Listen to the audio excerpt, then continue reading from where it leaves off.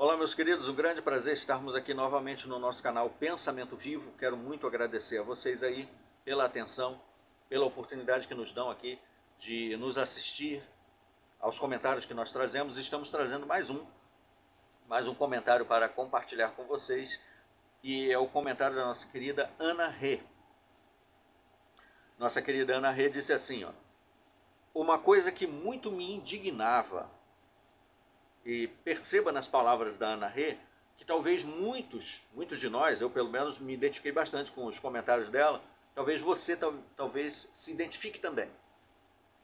Uma coisa que muito me indignava era o estilo de vida que desfrutavam os superintendentes de circuito. Então, os superintendentes de circuito são os anciãos. Agora eles mudaram a nomenclatura, né, por causa de muitos problemas processuais que têm vindo. E então acho que agora, se não me engano, estão chamando de missionários viajantes. Antes era o superintendente de circuito ou superintendente viajante. Os viajantes. Os anciãos são aqueles que ficam ramificados nas congregações. Sua jurisdição é a sua congregação, território da sua congregação. Um circuito geralmente é formado de 10, 15, 20 congregações. O superintendente de circuito é responsável pelo circuito. Visita periodicamente, a cada 6 meses em média, cada congregação. No intervalo, o período de designação dele ao circuito geralmente é em torno de 3 anos. Eles são chamados de voluntários. Eles vêm, né, não tem, talvez tenha casa própria em algum lugar, em algum estado do Brasil, mas recebem uma mesada, né, mensalmente, tanto o marido como a esposa, se forem casados, da organização, como ajuda de custo. Recebem um veículo, um carro, que é doado pela organização para o serviço dele, mas é da organização, e quem paga esse carro, esse veículo, são os publicadores de todas as congregações no mundo todo, na resolução de arranjo para veículos do viajante.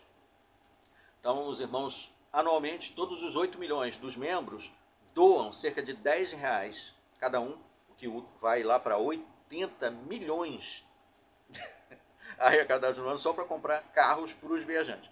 E aí os viajantes, então, têm carro, ficam hospedados nas casas, geralmente nas casas dos que têm um poder aquisitivo melhor, durante a semana da visita em que ele está visitando cada congregação.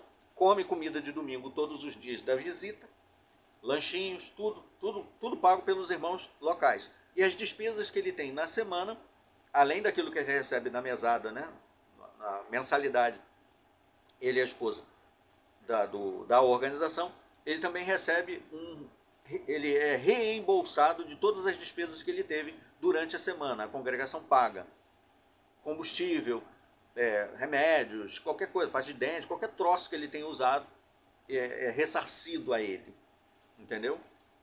E também os presentes que são dados, né, em geral, por muitos anciãos que querem receber designações especiais em assembleias e congressos. Você acha que é invenção? Acha que é invenção? Coloca aí no comentário se você acha que eu estou inventando. Então ela fala isso. Vale a pena esmiuçar os que foram dessa organização a que me refiro. Não sei como anda essa mordomia, se ainda existe, mas concluo que alguns fecharam os olhos a toda a atrocidade praticada entre o povo de Deus, entre aspas, ela botou, por muitas vantagens obtidas enquanto ocupavam esse cargo. Em outras palavras, muitos superintendentes de circuito viram, ou talvez até praticaram, diversas atrocidades, injustiças, malandragens, picaretagens, mentirosos. Muitos que eu conheço ainda são viajantes. Muitos anciãos que já foram viajantes, são anciãos locais, também conheço. Quanta picaretagem, quanta mentira, quanta safadeza que é feita no meio, e os irmãos não sabem, porque geralmente é feito em reuniões de anciãos, né? E ela diz assim, e aí eles, para poder continuar usufruindo de todos esses benefícios, né, de vida fácil, porque eles estão servindo como escravos para os irmãos, mas na verdade vivendo como reis, né? Só falta os irmãos ficar lá com aquele abanador de pena de pavão, igual tem nos filmes do Egito. O faraó está sentado lá no trono e tem sempre um escravo etíope lá, balançando, abanando. Vento nenhum, mas está lá. Então, muitos, né, ignoram essas atrocidades por causa do cargo que ocupam, de projeção, de autoridade, brilho de ego. Sempre bati de frente com esses senhores da corte, diz ela, nossa querida Ana Rê, durante os 40 anos que servi como pioneira regular. Pioneira regular, na época que eu entrei, assinava uma carta dizendo que estava comprometido a dedicar 90 horas de atividades mensais, somando então 1.080 mais ou menos isso, 12 vezes 90, 1.080 horas no ano. Depois reduziram para 70 e agora reduziram para 50. O corpo governante, muito amoroso, permitiu que os irmãos pudessem, pioneiros regulares, relatar apenas 50 horas, que era o tempo de pioneiro auxiliar, que reduziu de 60 para 50. Agora é 15. Agora é 30. E nas semanas especiais, 15. Eles são muito bonzinhos. Gosto muito deles. Sempre bati de frente durante os 40 anos de Natal, como pioneiro regular, arcando com minhas despesas. Os pioneiros regulares, quando eu entrei, tinha uma ajudinha que era pegar as publicações que eram pagas num valor menor. Tipo, se uma revista custasse 50 centavos, o pioneiro regular pegava a 30. Tinha um desconto de 20. No serviço de pregação, ele passava a 50. Então, ele ganhava 20 de lucro. É venda, não é? Não é venda isso? Um livro, por exemplo, de 192 páginas, que custasse R$ 2,50 quando a gente passava de porta em porta, ou a gente pegava no balcão, um pioneiro regular podia pegar R$ 1,90. Aí tinha um desconto de 60 centavos. Quando ele passava no campo, se ele passasse 10, era R$ 6 de lucro. Correto? Muito bem. Era para incentivar o pessoal a ser pioneiro regular e, ao mesmo tempo, passar mais publicações ainda, que era mais dinheiro que ia para a gráfica principal. Acha que eu estou mentindo? Você acha que eu estou inventando isso? Você acha? Bota aí nos comentários. Aí ela diz assim, ó, arcando com as minhas despesas, que não eram poucas, convenhamos. Aclarado isso, poderia responder como se sentia pessoalmente com tantos obséquios? Ela fez essa pergunta em especial porque eu trouxe aqui um vídeo do Marcelo Félix, que era superintendente de circuito substituto, que era uma função, um prestígio que era dado a um dos anciãos do circuito que ficava encarregado de substituir no caso de emergência. O superintendente de circuito ficava doente, ou tinha que viajar para cuidar de algum parente, algum assunto. Na semana da visita, um ancião do circuito, muito experiente, muito habilidoso, servia como superintendente de circuito substituto. O Marcelo Félix foi um ancião que serviu nessa função. Eu trouxe um vídeo dele, e nesse vídeo essa irmã fez essa pergunta em especial para o Marcelo Félix. É só uma curiosidade, não me leve a mal, abraço, veteraníssima, de uma ex-membro veteraníssima. Então vou responder a minha opinião.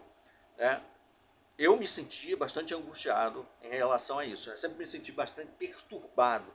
E isso me levou a fazer muitas críticas por muitos anos. O que levava a muitos conflitos. Se não fosse esse problema que eu tinha de fazer muitos questionamentos, de bater de frente com determinadas coisas e regras, eu acho que eu teria progredido absurdamente nessa organização. Teria recebido muitas vantagens lá, porque tinha como galgar privilégios. Se eu fosse um puxa-saco, um bajulador de viajante, etc. e tal, com certeza eu tinha ido mais longe do que eu fui, mesmo com todas as minhas críticas. Mesmo com todas as minhas críticas, ainda consegui atuar na comissão de congresso, ser orador de congresso, de assembleias, departamentos e tudo mais. Mas isso tendo um monte de gente contra mim. Se eu fosse um bajulador, acho que eu tinha ido deslanchado nessa organização. Porque lá você progride muito. Se você for um puxa-saco, um bajulador, aquela pessoa que se você chutar no meio das pernas do superintendente de circuito, você vai quebrar os dentes de um monte de ancião. E é assim ainda que funciona. E agora que o superintendente de circuito recebeu poderes máximos, quais são? Antigamente, para designar alguém, ancião, servo ministerial, os anciãos mandavam a recomendação, junto com o viajante, para a sede, para Betel. E aí esperava a Betel mandar a resposta dizendo se aprovou ou não. Agora não precisa mais disso. O próprio superintendente de circuito, na semana, designa ou não, ou remove anciãos e servos ministeriais. E aí os homens estão assim, ó, babando. Por quê? O poder está na mão do viajante. Se eu quero ser ancião, eu tenho que favorecer o viajante. Se eu quero ser servo ministerial, eu tenho que favorecer o viajante. Se eu quero que o meu marido seja designado, eu vou bajular o viajante e a esposa do viajante. É assim que cada vez mais nojeira, lixo, cada vez mais podre. Você duvida do que eu estou falando? Coloca aí nos comentários. Agora coloca também quanto tempo você serviu na organização para eu ver se você está falando besteira ou não. Se for só um simpatizantezinho, aquele que diz assim, eu não sou dessa organização não, nem nunca fui. Então nem fala besteira, nem defende, porque você não sabe nada. Se você foi membro e nunca foi ancião, eu vou até analisar o que você vai dizer. Se você já foi ancião, coloca aí, ó, fui ancião por tantos anos e tudo que você está falando é mentira por isso, isso e isso. Coloca aí no comentário. Coloca aí, por gentileza, se você duvida. Bom, obrigado, querida Ana Rê, pelo seu comentário aqui. Obrigado a vocês mais uma vez. Aguardemos então os próximos vídeos. Até lá.